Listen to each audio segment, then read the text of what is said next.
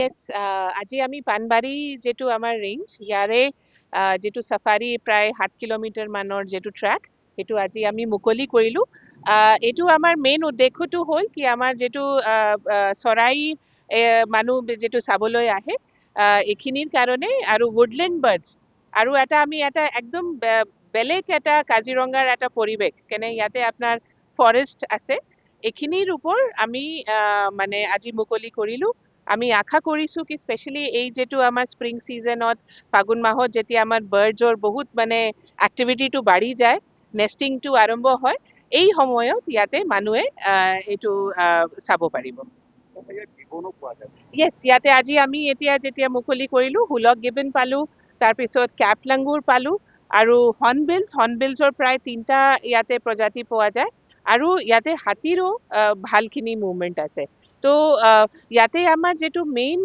মানে এই সাফাৰীত যেটো আমাৰ ডিফাৰেন্স হ'ব ফ্ৰম নৰ্মেল আমি যেটো কাজিৰঙাত সাফাৰী কৰো ইয়াতে আমি দুটা বাৰ্ড হাইড বা মাচান বনাইছো। ইয়াতে আমি যে আমাৰ স্পেশালি ফটোগ্ৰাফাৰ্স বা আমাৰ বাৰ্ডৰ যেটো এক্সপাৰ্টস হয় তেখেতে ইয়াতে বহি আৰু বাৰ্ডছ আৰু হেৰি চাব পাৰিব। Yes, টাইমটো বেলেগ হ'ব ইয়াতে আমি 6:30 পৰা 10টা বজালৈকে আমি এইটো ৰাখিম কেনে ইয়াতে যেখিনিয়ে অলৰেডি সাফাৰী কাজিৰঙাত কৰি লৈছে আৰু তাৰপিছত নেক্সট দিনাখন যাব বিচাৰিছে নিজৰ হেৰিত তেখেতে এইটো লাভ কৰিব পাৰিব আৰু ইয়াতে আমি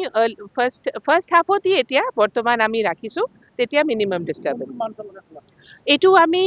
যেতিয়ালৈকে আমাৰ বানপানীৰ হেৰিটো নহয় তেতিয়ালৈকে আমি ট্ৰাই কৰি চাম কেনে তাৰপিছত হাতীৰ মুভমেন্টটো বেছি বাঢ়ি যাব এইটো কাৰণে আমি এতিয়াৰ পৰা আমি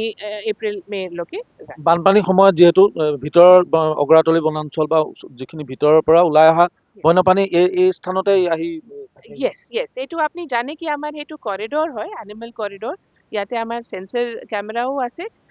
তো ইয়াতে আমাৰ হাতীৰ মুভমেন্টটো আমি মানে মনিটৰিং কৰি আছো তো আমি এতিয়া মানে চাই আছিলো আৰ এতিয়া আমাৰ হাতীৰ মুভমেন্ট আছে তথাপিও মানে এইটো কমিছে from the last previous month তো সেইটো কাৰণে আমি এইটো মুকলি কৰিলো। মানে এটা খুব সুন্দৰ পৰিৱেশ কাজিৰঙাত এইটো নতুন সংযোজন কাজিৰঙা কৰ্তৃপক্ষই এই বাৰ্ডিং হটস্পটটো এনেকৈ ৰাইজৰ বাবে পৰ্যটকৰ বাবে মুকলি কৰি দিয়াৰ বাবে মই তেখেতসকলক ধন্যবাদ জ্ঞাপন কৰিছোঁ। আমাৰ আটাইকেইটা ৰেঞ্জতে আপুনি দেখিছে ৱাইল্ড চাফাৰী আছে জীপ চাফাৰী আছে কিন্তু বাৰ্ডিঙৰো যে এটা কাজিৰঙা হটস্পট হয় তাৰ এটা খুব জ্বলন্ত প্ৰমাণ হ'ল আমাৰ পানবাৰী এই ৰিজাৰ্ভ ফৰেষ্টখন আপোনালোকে দেখিছে আজি আপোনালোকে নিজেই ভিতৰলৈ গৈ আহিলে কি এক সুন্দৰ পৰিৱেশ আৰু এই পৰিৱেশটো এতিয়া যিহেতু এপ্ৰিল মে মাহত বাৰ্ডিঙৰ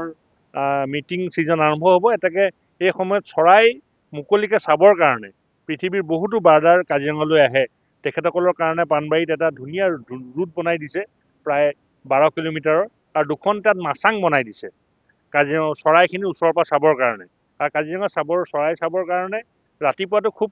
সুন্দৰ সময় সেইকাৰণে ইয়াত পৰ্যটনৰ সময়টো 6:30 বজাৰ পৰা দিছে আগবেলা এইটো মুকলি থাকিব বানপানীৰ সময়লৈকে মই ভাবোঁ এইটো মুকলি কৰি থকাটো ভাল তেতিয়া আমি বিভিন্ন পৰ্যটকৰ লগতে পৃথিৱীৰ অন্যান্য বাৰ্ডাৰ যিখিনি আছে সেই বাৰ্ডাৰখিনিকো আমি কাজিৰঙালৈ আনিবৰ কাৰণে সক্ষম হ'ম। ধন্যবাদ।